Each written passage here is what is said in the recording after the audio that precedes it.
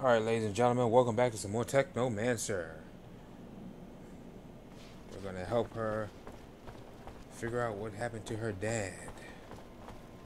She requested us to do this, so we're gonna hit up on the keypad. Okay.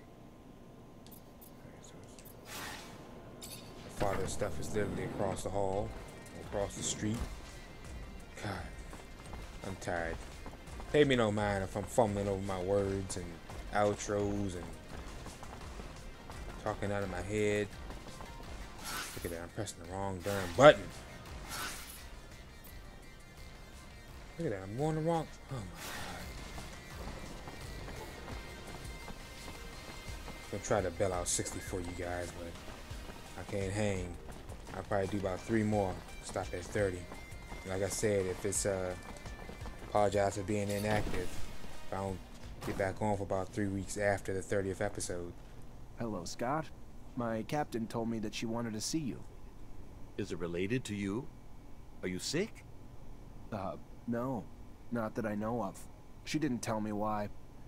Oh, well, should I take my pouch then? It's an important question.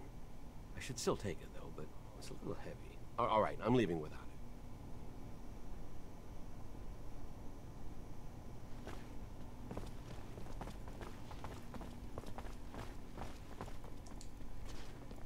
I think I have a problem with going through your friend's things.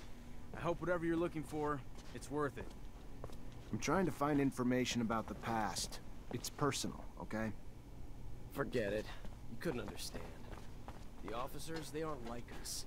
They're above all that.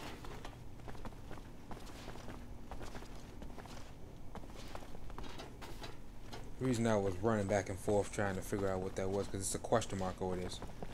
Fortunately, this is beyond my skill level. I didn't get that. Seeing if anything's gonna pop up.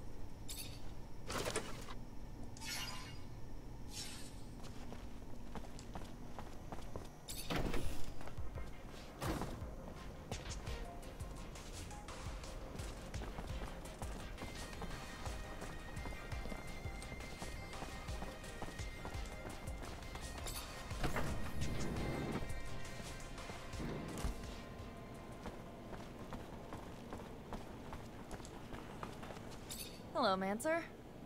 Hello?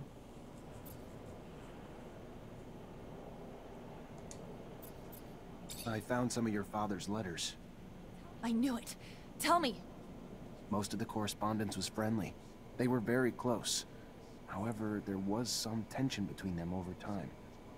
Some letters gloss over an expedition that they had done together, but what surprised me the most is when your father talks about a boy who was actually Scott's son. The last letter I found is a bit bizarre. I didn't really understand what he meant. What did he mean? Do you remember? Your dad begged Scott to stop the madness, warning that his wife's divorce was only the beginning of what he would lose if he couldn't face the truth. That it was too late for his son. He seemed to think Scott was on the verge of self-destruction. It's true that it's rather mysterious. Scott, a son. Did you know? No, he never told me about him. He obviously lost him. No doubt it's still a touchy subject. We have to find out what this is all about. You have to ask his wife. Did my father really mean to interfere in his family drama? Maybe that's why he disappeared? Please, Zachariah.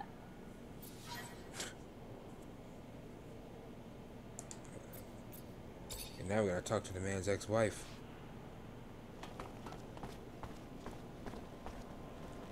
And the devil are we gonna...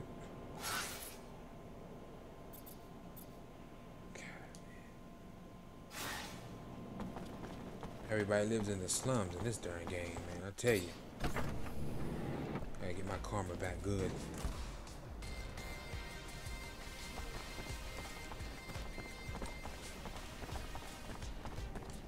It's become almost impossible to go through the underworld without bumping into one of those monsters.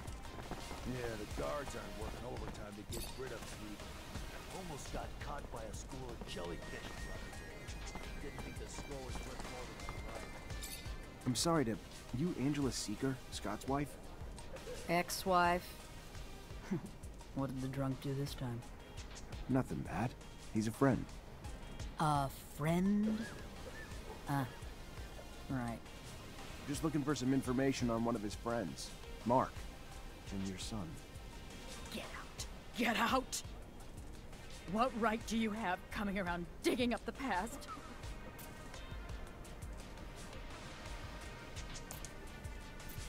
Listen, I think Mark's disappearance was tied to Scott's research and your son. And I know you were a researcher too, so I'm hoping you'll be able to help me understand the research better. Maybe even find your old friend. The drive to dissect even the smallest details, to try to understand how and why. That thirst once drove me too, but I let it go. There was no well deep enough to satisfy that thirst. I was never as involved as Scott. In truth, I began to give up my work once we had our son. The focus of my research had been the study of animal mutations with the goal of vaccine production. And always wondered if, because of that, I had been the conduit that carried the infection to my son. Scott was more interested in genetics and its medical applications.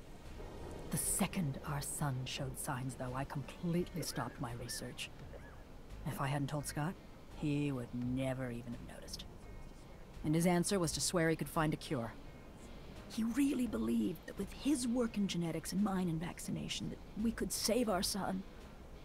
But I was too devastated to help him. All I wanted to do was spend every second with our son before he was taken away from us.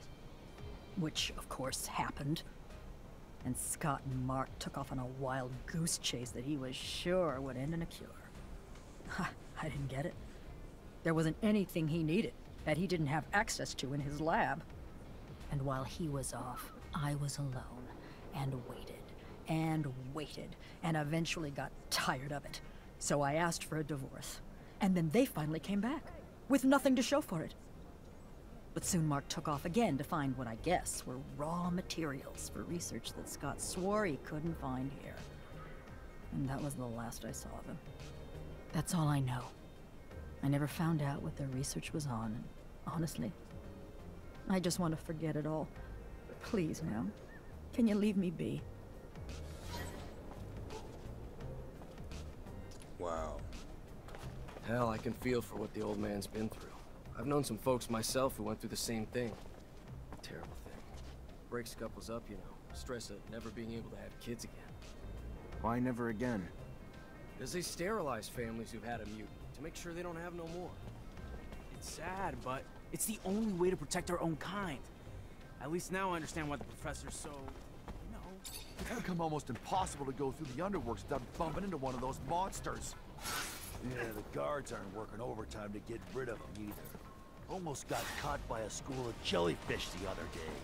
Didn't think the score was worth more than my life, so I did.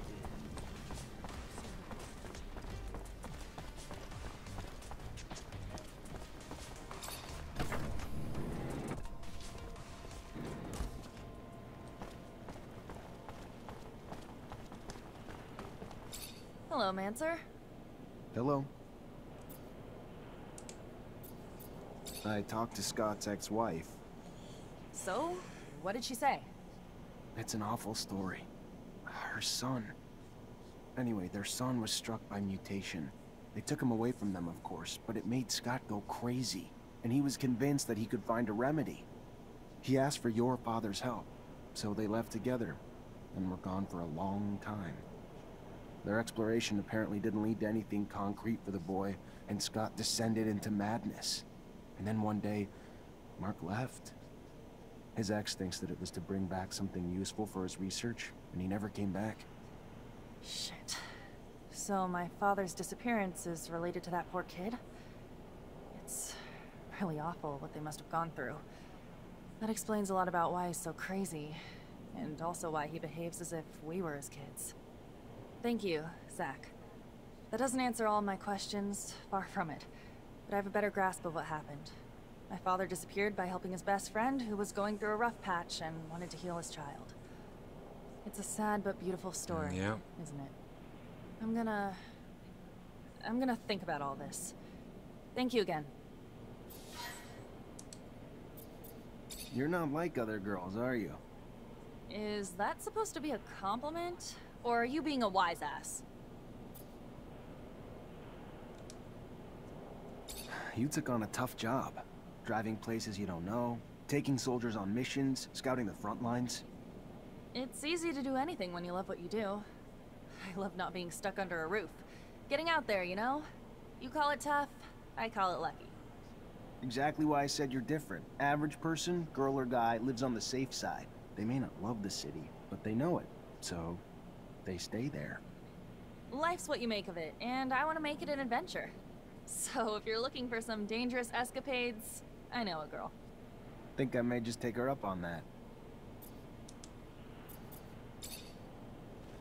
Alright, ladies and gentlemen, we are going to stop it here. We are out of time.